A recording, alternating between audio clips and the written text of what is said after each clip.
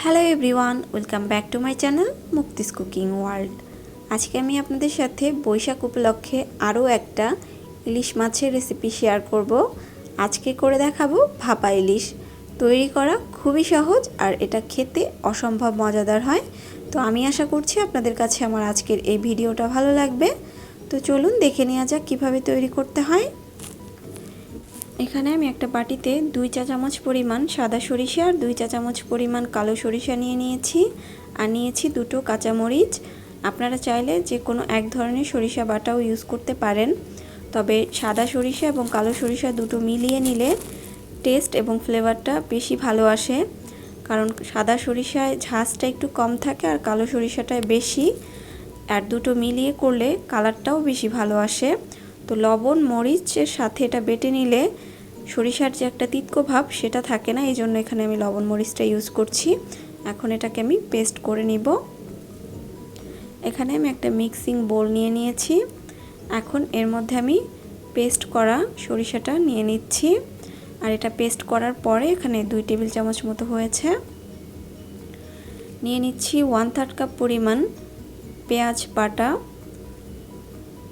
নিচ্ছি 1 চা চামচ পরিমাণ মরিচের গুঁড়া, 1/2 চা চামচ পরিমাণ হলুদের গুঁড়া, 1/2 চা চামচ পরিমাণ জিরার গুঁড়া, দিয়ে দিচ্ছি স্বাদ মতো কিছুটা লবণ। আর লবণটা একটু বুঝে দিবেন, কারণ আমরা কিন্তু সরিষাটা বেটে নেওয়ার সময়ও লবণ ব্যবহার করেছি। 3 টেবিল চামচ পরিমাণ সরিষার তেল দিয়ে এখন মশলাটাকে খুব ভালোভাবে হাত দিয়ে মেখে নিচ্ছি। আর চেষ্টা করবেন সরিষার তেলটাই ব্যবহার করতে, তবে যদি হাতের কাছে একেবারেই না থাকে সেক্ষেত্রে আপনারা সয়াবিন তেলও ইউজ করতে পারবেন। এখানে আমি এখন মাছের টুকরোগুলো মশলার সাথে খুব ভালোভাবে মেখে নিচ্ছি। আর এই কাজটা চেষ্টা করবেন হাত দিয়েই করার জন্য। আজকে এখানে আমি 4 টুকরো ইলিশ মাছ ব্যবহার করছি। আর মাছটা মোটামুটি বেশ বড় সাইজের ছিল, 4 টুকরোয় প্রায় 400 গ্রামের বেশি হবে। এখন মশলার সাথে মাছটাকে খুব ভালোভাবে মেখে নেওয়ার পরে এই মাছের টুকরোগুলোকে মশলার সাথে এভাবেই ম্যারিনেট করে রাখবো 10 থেকে 15 মিনিটের জন্য। তো অপেক্ষা করছি 10 থেকে 15 মিনিট। তো প্রায় 15 মিনিট হয়ে গিয়েছে। এখন আমি এই বাটিটাকে এখান থেকে সরিয়ে নিচ্ছি। এখন এখানে আমি নিয়ে নিচ্ছি পুডিং তৈরি করার যে বাটিগুলো আজকাল বাজারে পাওয়া যায়, সেই রকম একটা বাটি। এখানে আপনারা টিফিন কেয়ারের বাটিও ইউজ করতে পারবেন, অথবা কাচের যে কোনো ওভেন প্রুফ বাটিও ইউজ করতে পারবেন। মাছটা বাটির মধ্যে বসিয়ে দেওয়ার পরে মশলাটাও দিয়ে দিলাম। আর যে বাটির মধ্যে আমি মাছটাকে ম্যারিনেট করেছিলাম সেই বাটিটাকে আমি 1/3 কাপ পরিমাণ পানি দিয়ে ধুয়ে মশলাসহ পানিটা দিয়ে দিলাম। আর পানিটা কিন্তু খুব বেশি দেওয়া যাবে না, আবার একেবারে পানি ছাড়াও এটা তৈরি করা যাবে না। চেষ্টা করবেন অল্প পরিমাণে পানি দেওয়ার জন্য। এখন এর মধ্যে আমি দিয়ে দিচ্ছি 4টা কাঁচামরিচ। এটা শুধুমাত্র ফ্লেভারের জন্য আমি এখানে ব্যবহার করছি। এখন ঢাকনা দিয়ে ঢেকে এই বাটিটাকে আমি এখান থেকে সরিয়ে নিচ্ছি। চুলায় আমি একটা হাঁড়িতে পানি গরম করতে দিয়েছি। এখন এই পানির মধ্যে আমি বাটিটাকে বসিয়ে দিচ্ছি। বাটিটা বসিয়ে নেওয়ার পরে একটা জিনিস খেয়াল রাখবেন, সেটা হচ্ছে বাটিটার 3 ভাগের 1 ভাগ পানির নিচে থাকবে এবং 2 ভাগ পানির উপরে থাকবে।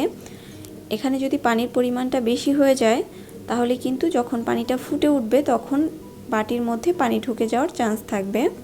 তো ঢাকনা দিয়ে ঢেকে দিচ্ছি এবং ঢাকনার গায়ে যদি কোনো ছিদ্র থাকে সেটাও কিছু একটা দিয়ে বন্ধ করে দিতে হবে।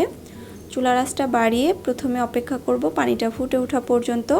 পানিটা ফুটে ওঠার পরে চুলার আঁচ একদম কমিয়ে মানে মিডিয়াম লোতে করে দিয়ে অপেক্ষা করব 30 মিনিট। তো মোট 30 মিনিট এটাকে আমি ভাপে এখন রান্না করে নিব। 30 মিনিট হয়ে গিয়েছে, আমি ঢাকনাটা খুলে নিচ্ছি। এখন এই পানির মধ্যে 5 মিনিট রেখে তারপরে বাটিটাকে নামিয়ে নিব। বাটিটাকে আমি চুলা থেকে নামিয়ে নিয়েছি। এখন খুব সাবধানে প্রথমে একটু মুখটা খুলে ভাপটাকে বের করে নিতে হবে। ভাপটা বের করে নেওয়ার পরে এখন ঢাকনাটাকে আমি সরিয়ে নিচ্ছি। ওয়াও, দেখেন কি সুন্দর একটা কালার এসেছে, তেলটা উপরে উঠে এসেছে এবং আমরা যে কাঁচামরিচটা দিয়েছিলাম সেটাও কিন্তু কালারটা চেঞ্জ হয়ে গিয়েছে। আর মাছটা খুব ভালোভাবে সিদ্ধ হয়ে গিয়েছে, সেটাও কিন্তু দেখে বোঝা যাচ্ছে।